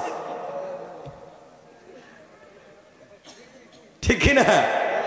বউ যাই মনে করুক, আপনি সালাম দিবেন, এটাই কথা শেষ। বলেন, জোরে বলেন ইনশাল্লাহ। দিবেন তো ইনশাল্লাহ? আজকে বাসায় গিয়া ঘরের দরজা দাঁড়াইয়া বলবেন, স্ত্রী আসসালামু আলাইকুম ওয়া রাহমাতুল্লাহ। বউ কই, বৌমা বুড়ারে এত রাতে কোন বুথে ধরলো? আপনি বলবেন কোন বুথে ধরে নেই, হুজুর এই মাত্র ওই যে পূর্ব মুসলিম পাড়া ওয়াজ করছে, আর আমি সুন্নত আদায় করছি। সালাম দিবেন সবাই? বলেন। জোয়ানেরা কয় না, হ্যাঁ বউ নাই। ওরে আল্লাহর বউ নাই রে, কি ভালো হয়েছে তোমার বউ নাই, কপালে ঠাডা পড়ো বেটা, বউ নাই, প্রেম করছো তো 4-5টা কমপক্ষে, ঠিক কিনা? এটা ঠিক কইছে কেডা রে?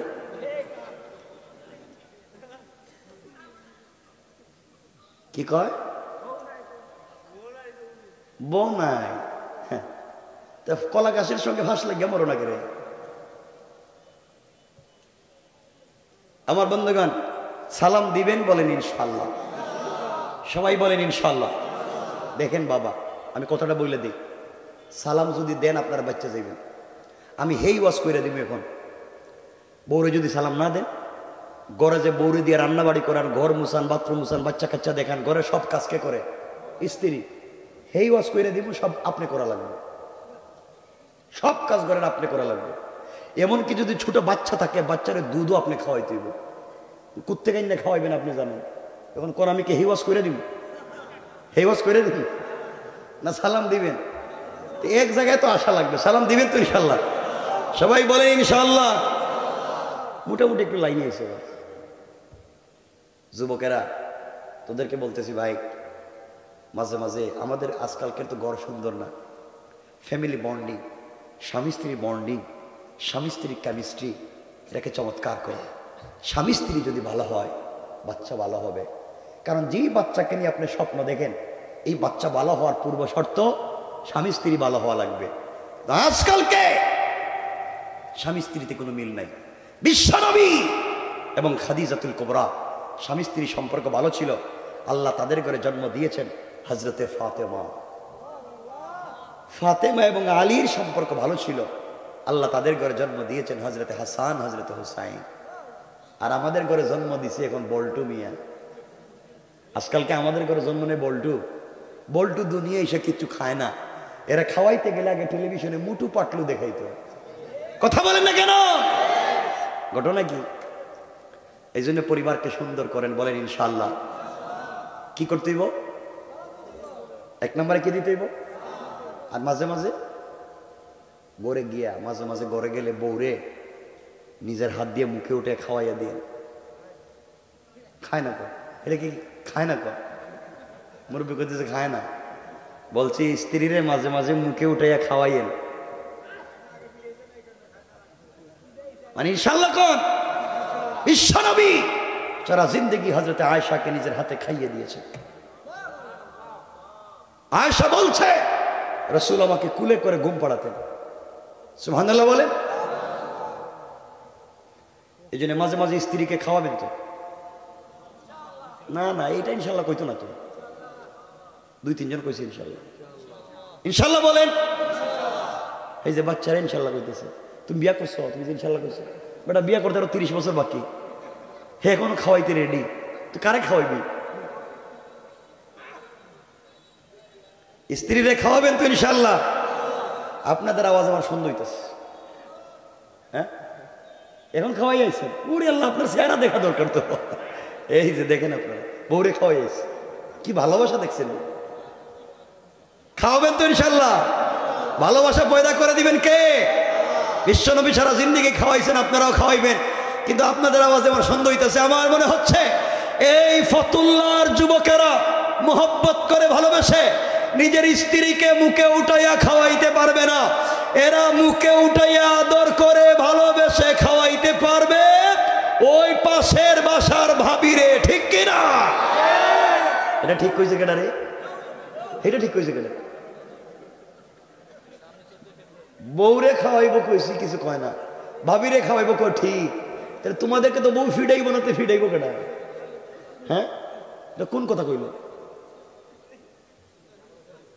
14 ফেব্রুয়ারি হেডে বাদ দেন, এটা শয়তানে ভরে গেছে। কয় কি স্ত্রীরা খাওয়াবেন ইনশাল্লাহ বলেন, ভালোবাসা তৈরি করে দিবেন কে? আজকালকে ছেলেরা শুধু খারাপ না, আমাদের দেশের অনেক বোনেরাও খারাপ হয়ে গেছে, ঠিক না? যেই ছেলে দাড়ি রাখছে, নামাজ পড়ে, মেসওয়াক করে, দেখবেন অনেক বোন আছে পাত্র হিসাবে এই ছেলে তার পছন্দ না। নামাজি, দিনদার, পরেশগার, দাড়িওয়ালা, এই ছেলে তার পাত্র হিসাবে পছন্দ না। হে পাত্র হিসাবে পছন্দ করে যে গাঁজা খায়, বাবা খায়, ফেন্সিডিল খায়, সেরা প্যান্ট পরে রাস্তায় হাঁটে, আর ঘরে গিয়া বাপরে দুলাভাই ডাকে, কই হে এই ছেলেই ঠিক আছে, ঠিক কিনা? এরাও তো খারাপ হয়ে গেছে, তাহলে সমাজ তো খারাপ হয়ে গেছে। এদের ভালো বানাই তোকে, এই জন্য সমাজকে সুন্দর করা দরকার আছে না নাই? আমার মনে হয় আপনাদের কষ্ট হইতেছে, আমি সংক্ষেপ করে দিতে চাচ্ছি। বেশি লম্বা করবো না, কয় মিনিট? ওরে আল্লাহর ফজরের নামাজ রে। আর যেদিন ওয়াজ হয় না, এদিন কয়জন ইমাম সাহেব একান আজান দিয়ে ঘুমিয়ে যায়, ওয়াজ ছাড়াই। আমার মুসলমান বন্ধুগণ, কথাগুলো দিল দিয়ে শুনে নেবার কি বলতে চাই। পরিবার যদি সুন্দর হয়ে যায়, ঘর যদি সুন্দর হয়ে যায়, এই ঘরের ভিতরে দিন কেমনে আসতে পারে? মনোযোগ দিয়ে শুনেন কি বলতে চাই, 1-2 মিনিটে মনোযোগ দিয়ে শুনেন, সামনের দিকে যেতে চাই। দুনিয়ার জমিনে পরিবার যদি সুন্দর হয়ে যায়, কেমনে সমাজ সুন্দর হয়ে যাবে? কলিজার টুকরা হযরতে ফাতেমা রাদিয়াল্লাহু তাআলা আনহা তখন পর্যন্ত বিয়ে শাদী করেন নাই। দুনিয়ার জমিনে হযরতে ফাতেমা তখন পর্যন্ত বিয়ে শাদী করেন নাই। এক ইহুদির মেয়ের সঙ্গে তার বন্ধুত্বের সম্পর্ক হয়ে গেল। কথাগুলা দিল দিয়ে শুনেন কি বুঝাতে চাই, মনোযোগ দিয়ে শোনেন। এই সম্পর্ক দীর্ঘদিন পর্যন্ত পৌঁছে গেল। ওই মেয়েটা একদিন বাবার কাছে গিয়েছে, ইহুদি ডাক দিয়ে বলছে, মেয়ে, তোমাকে আমি বিয়ে দিতে চাই মা, বলো না তুমি বিয়েতে রাজি কিনা? ইহুদির মেয়েকে ডাক দিয়ে বলছে, বাবা তোমাকে বিয়ে দিতে চাই মা, বলো না তুমি বিয়েতে রাজি কিনা? মেয়ে ডাক দিয়ে বলছে, আব্বা জান আপনি আমাকে বিয়ে দিবেন। আমি না বলার কোনো কারণ নাই, কিন্তু কার সঙ্গে আমাকে বিয়ে দিবেন আমি জানতে চাই। ইহুদি ডাক দিয়ে বলছে, মেয়ে, এই পৃথিবীর সবথেকে বড় একজন শিল্পপতি ইহুদির ছেলের সঙ্গে বিয়ে দিতে চাই। মেয়ে ডাক দিয়া বলছে, আব্বা জান আগামী কালকে জোহর পর দুপুর পর্যন্ত আমাকে সময় দেন, দুপুরের আগে আগে ফাইনাল সিদ্ধান্ত আপনাকে জানাইয়া দিতে চাই। মেয়েটা বাবার কাছ থেকে সময় নিয়ে হযরতে ফাতেমার কাছে চলে এসেছে। ডাক দিয়া বলেছে, বোন রে, তোমার কাছে আজ আমি আমার জিন্দেগি ফাইনাল সিদ্ধান্ত জানতে এসেছি। ফাতেমা বললেন, কি জানতে চাও বলো? মেয়ে ডাক দিয়া বলছে, ফাতেমা আমার বাবা আমাকে বিয়ে দিতে চায়। এই পৃথিবীতে আসমানের নিচে জমিনের উপরে একমাত্র কেবলমাত্র শুধুমাত্র তোমাকে আমানতদার মনে করি, এ তো আমানতদার পৃথিবীর কাউকে মনে করি না। জানতে চাই আমার বাবা আমাকে বিয়ে দিতে চায়, বলো না বিয়েতে রাজি হব কিনা জানতে চাই। ফাতেমা বললেন, বোন রে, তুমি ইহুদি আমি মুসলিম, তোমার পার্সোনাল লাইফে কোনো কথা বলতে চাই না। মেয়ে ডাক দিয়ে বলছে, ফাতেমা এই পৃথিবীতে যত মানুষ তোমার কাছে পরামর্শের জন্য এসেছে, জিন্দেগিতে সবাইকে উত্তম পরামর্শ দিয়েছ, আমি এসেছি তুমি আমাকে একটা উত্তম পরামর্শ দিবা। ফাতেমা ডাক দিয়ে বলছেন, বোন রে, পৃথিবীর কোনো বাবারাই চায় না তার মেয়েটা কষ্টে থাকুক, পৃথিবীর কোনো বাবারাই চায় না তার মেয়েটা খারাপ জায়গায় বিয়ে হোক, পৃথিবীর সকল বাবারাই চায় তার মেয়েটার ভালো জায়গায় বিয়ে হয়ে যাক, শান্তিতে বাকি জিন্দগি কাটাইয়া দেখ। তোমার বাবা তোমার জন্য যেই ছেলে ঠিক করেছে ওই বিয়েতে রাজি হয়ে যাও, আমার মন বলছে এখানে কল্যাণ আছে। ইহুদির মেয়ে দাঁড়িয়ে বলছে, ফাতেমা তুমি আমাকে বলেছো বিয়েতে রাজি হয়ে যাওয়ার জন্য আমি রাজি হয়ে যেতে পারি, কিন্তু বোন রে আমার একটা শর্ত আছে। কি শর্ত জানতে চাই? মেয়েটা বলছে আমার শর্ত হলো তুমি যদি আমার বিয়েতে যাও, আমার পাশে বসে আমাকে আশীর্বাদ করো, আমাকে দোয়া করে দাও। ফাতেমা, এই সৃষ্টির জমিনে তোমার মতো আমানতদার ভদ্র কোনো মেয়ে নাই। তুমি আমার পাশে বসে আশীর্বাদ করে দিলে তার চেয়ে কল্যাণ আর হতে পারে না। তুমি আমার বিয়েতে গেলেই কেবল আমি বিয়েতে রাজি। ফাতেমা ডাক দিয়ে বলছেন, বোন রে আমি মুসলিম, তুমি ইহুদি, তোমার বিয়েতে যদি আমি যাই আমার বাবাকে মানুষ গালি দিবে, টিটকারি করবে, মস্কারা করবে, এই জন্যে তোমার বিয়েতে যেতে চাই না। মেয়ে ডাক দিয়া বলছে, ফাতেমা তুমি যদি আমার বিয়েতে না যাও, কথা দিলাম আমি মরে যেতে পারি, আসমান জমিন ভেঙে যেতে পারে, কিন্তু তোমাকে পাশে না রেখে এই পৃথিবীর কোনো ছেলেকে বিয়ে করব না। মেয়েটা আবেগী হয়ে গিয়েছে, কান্না করে বলছে, ফাতেমা তুমি না গেলে কিন্তু বিয়ে করব না। ফাতেমা আবেগী হয়ে গেলেন, ডাক দিয়ে বললেন, বোন রে ইনশাআল্লাহ টেনশন করো না, অবশ্যই আমি তোমার বিয়েতে যাব। পড়েন সুবহানাল্লাহ। মেয়েটা বাবার কাছে গিয়েছে, ডাক দিয়ে বলেছে, আব্বাজান আপনি আমার জন্য যেই ছেলে ঠিক করেছেন বাবা, ওই বিয়েতে আমি রাজি, আমার কোনো আপত্তি নাই। ইহুদি খুশি হয়ে গিয়েছে, পাবলিককে দাওয়াত দেওয়া শুরু করেছে। মেয়ে ডাক দিয়া বলছে, আব্বাজান আমার একটা শর্ত আছে। ও মা তোমার শর্ত কি? মেয়ে বলছে, বাবা আমার শর্ত হলো আমার বিয়েতে আমার বান্ধবী মুহাম্মদ ইবনে আব্দুল্লাহর মেয়ে ফাতেমাকে ইনভাইট করেছি, দাওয়াত করেছি, ও কিন্তু আমার বিয়েতে আসবে, এই শর্তে আমি বিয়েতে রাজি। ইহুদির জন্য পায়ের রক্ত মাথায় উঠে গিয়েছে, আসমান ভেঙে তার মাথায় পড়ে গিয়েছে। ডাক দিয়া বলছে, মেরে মুহাম্মদ আমার জাত শত্রু, আমার রক্তের সঙ্গে যার দুশ্মনী, তার মেয়ে যদি আমার বাড়িতে তোমার বিয়েতে আসে, এর চাইতে লজ্জার আর অপমানের হতে পারে না। ও আমার মেয়ে, প্রয়োজনে তোমাকে মেরে ফেলব, প্রয়োজনে তোমাকে পৃথিবীর কোন ছেলের সঙ্গে বিয়ে দিব না, এরপরে ফাতেমাকে আমার বাড়িতে আসতে দিব না। ইহুদির মেয়ে ডাক দিয়া বলছে, বাবা এই পৃথিবীতে কোনোদিন আমি আপনার চোখের সামনে দাঁড়িয়ে কথা বলি নাই, আজ একটা কথা বলতে চাই বাবা, এই পৃথিবীতে আপনি বিয়ে দিবেন না, আমিও কথা দিলাম ফাতেমা ছাড়া আপনি মেরে ফেলতে পারেন, কোন ছেলেকে কোনোদিন বিয়ে করতে চাই না। আল্লাহু আকবার বলেন। ইহুদি দেখছে মহাবিপদ, মেয়ে মাত্র একটা, এত কোটি কোটি টাকার মালিক আমি, মেয়েরে যদি বিয়ে দিতে না পারি পাবলিকের কাছে মুখ দেখাবো কেমনে? মেয়ে বলতেছে, ইহুদি বলতেছে ষড়যন্ত্র করে, কৌশল করে, কথাগুলো শুনেন, মা তোমার বান্ধবী ফাতেমা তোমার বিয়েতে আসবে, আমার আপত্তি নেই, আসো, কিন্তু আমার একটা শর্ত। আব্বা তোমার শর্ত কি? আমার শর্ত হলো, মা তোমার বিয়েতে আমি যাদেরকে ইনভাইট করেছি তারা কোটিপতির ছেলে মেয়ে, দামি দামি কাপড় পরে আসবে, অর্নামেন্টস জুয়েলারি পরে আসবে, দামি দামি গিফট নিয়ে আসবে, আর মোহাম্মদ 3 বেলা 1 বেলা খাবার পায় না, থাকবার ঘর নাই, পরনের কাপড় নাই, তার মেয়ে যদি তোমার বিয়েতে আসে ছেঁড়া পুরাতন কাপড় পরে চলে আসবে, আমার মান সম্মান থাকবে না, সোসাইটি নষ্ট হয়ে যাবে। সুতরাং মেয়ে যদি আসতেই হয় একটা নতুন পোশাক পরে আসতে হবে। ইহুদির চিন্তা হলো ফাতেমা নতুন কাপড়ও পাবে না, আসতেও পারবে। আপনাদের কষ্ট হচ্ছে?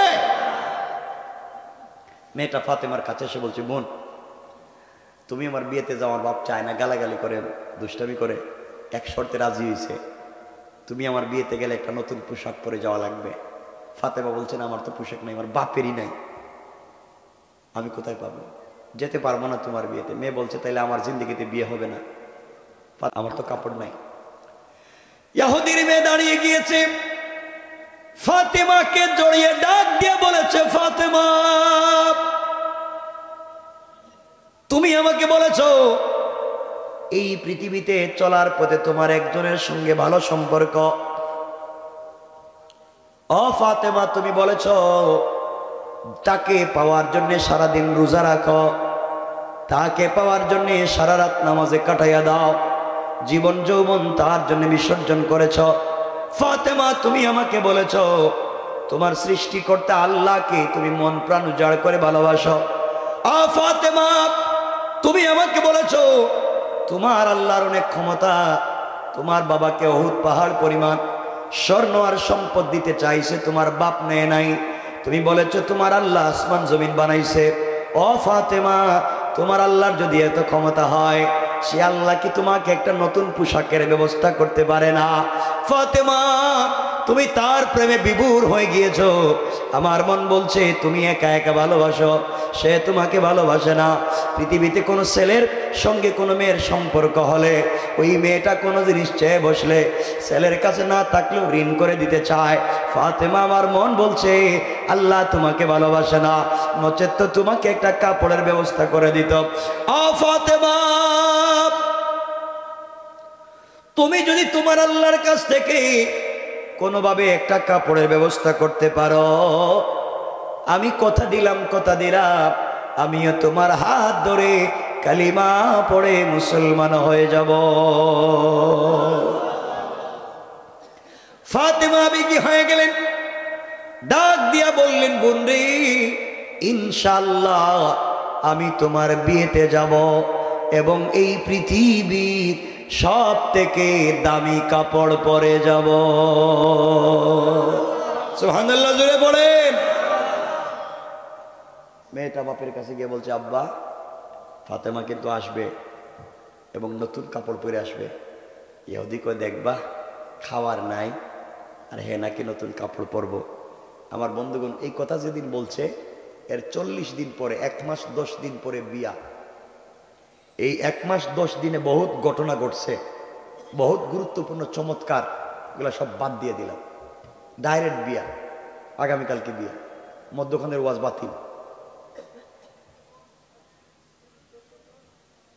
আপনাদের কষ্ট হচ্ছে না? রাত্র কয়টা হইতেছে খবর আছে না? আরে না, ডাইরেক্ট বিয়া, আগামীকালকে বিয়া, মধ্যখানের ওয়াজ বাতিল।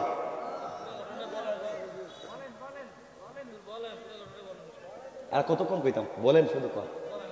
আর শোনেন বলতেছে তো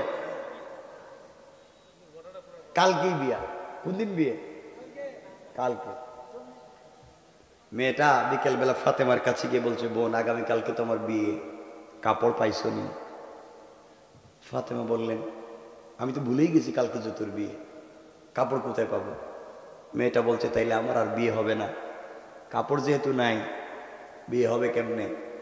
ফাতেমা বললেন শোনো টেনশন কইরো না, এখানে 1 রাত বাকি আছে। আমি যার সাথে সম্পর্ক করি, যার সাথে প্রেম, 1 রাত বাকি আছে।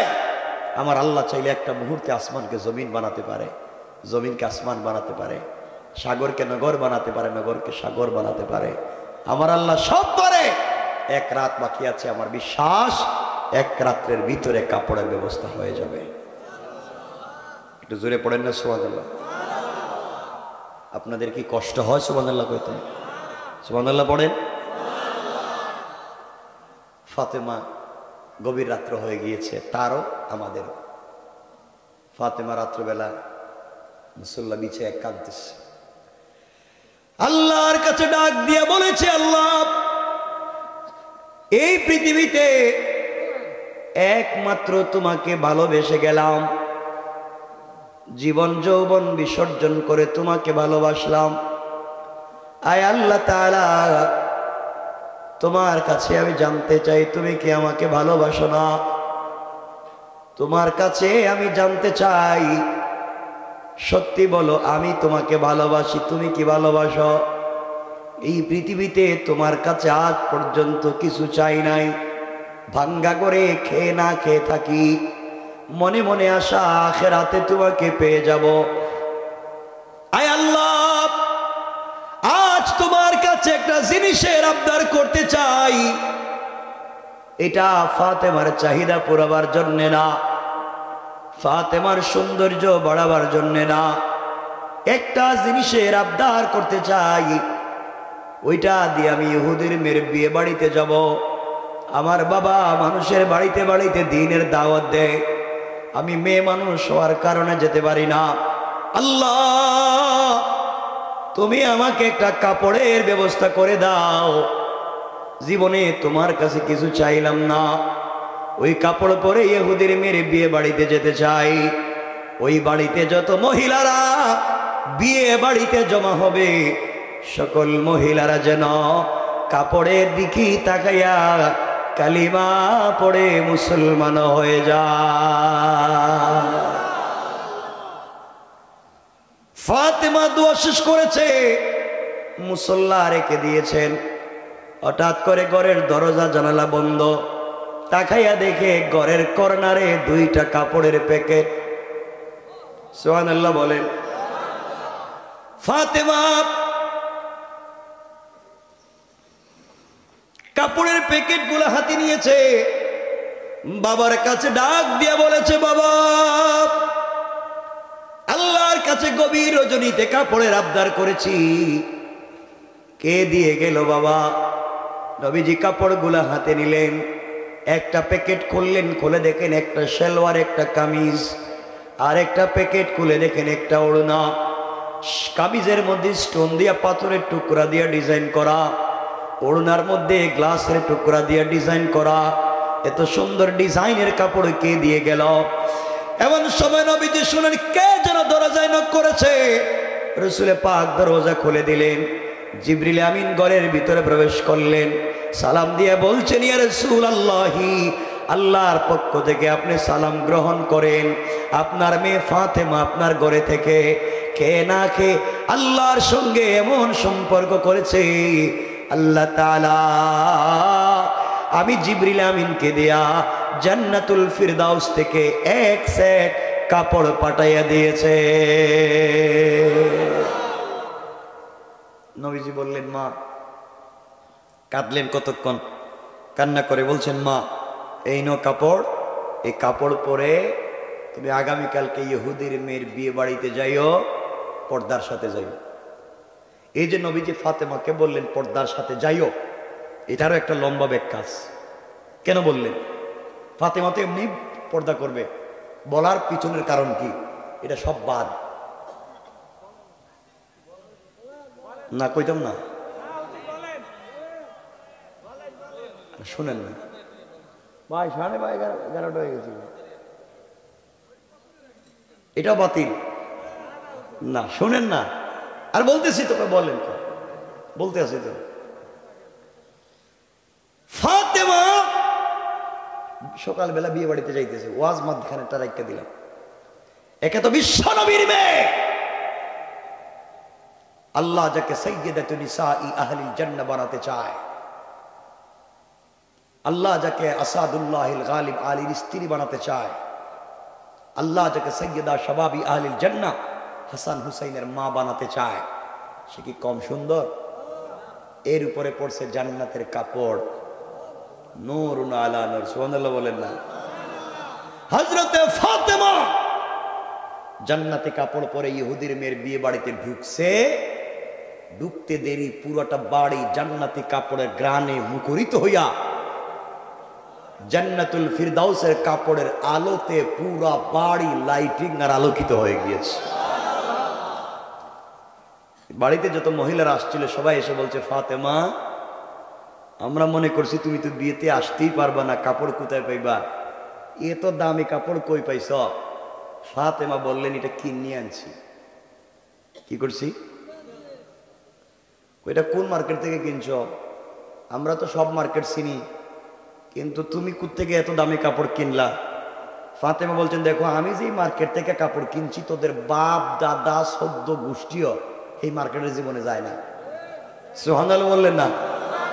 মহিলারা কই কি, আমরা ফতুল্লা নারায়ণগঞ্জের সব মার্কেট চিনি।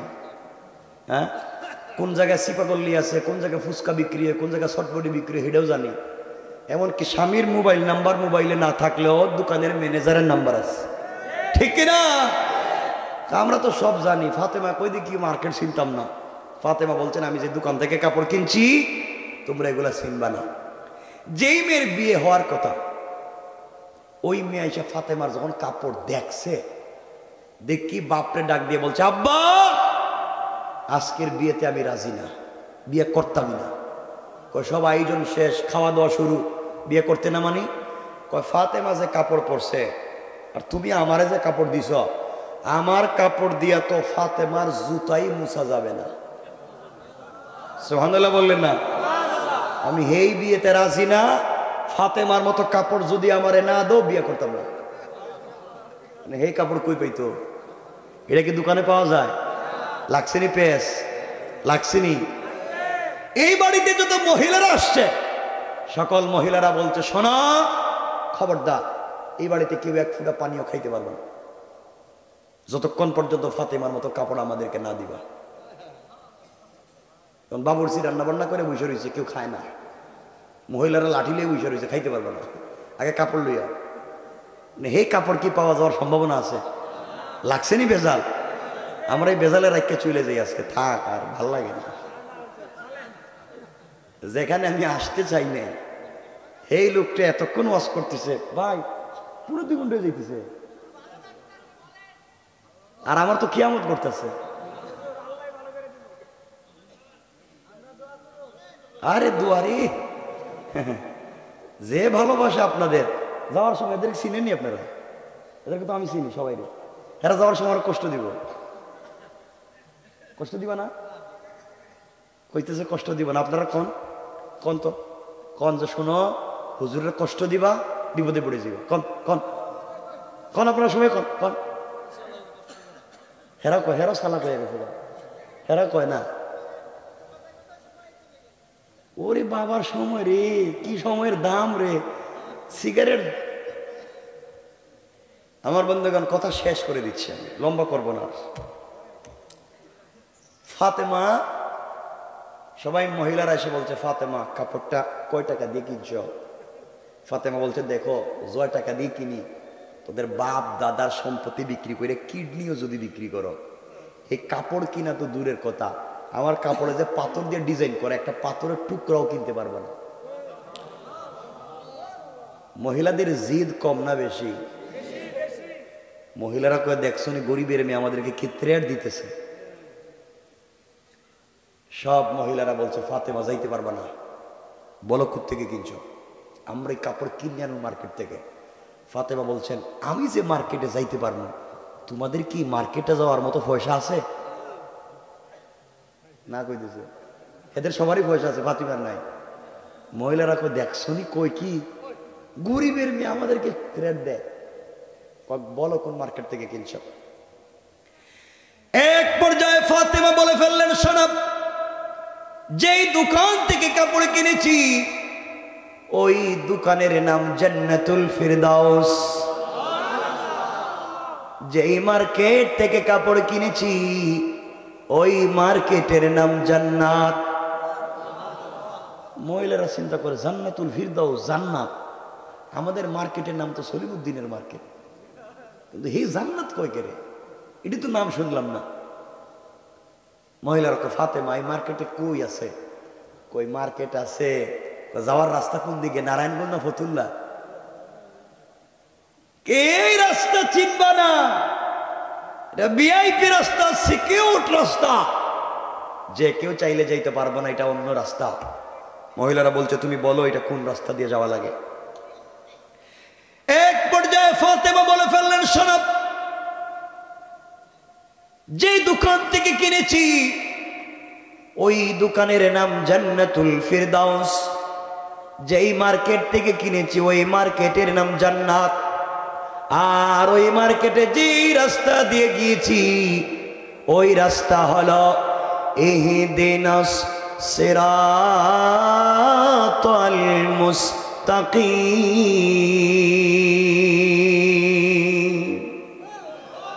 মহিলারা, সিরাতে মুস্তাকিম নামক রাস্তা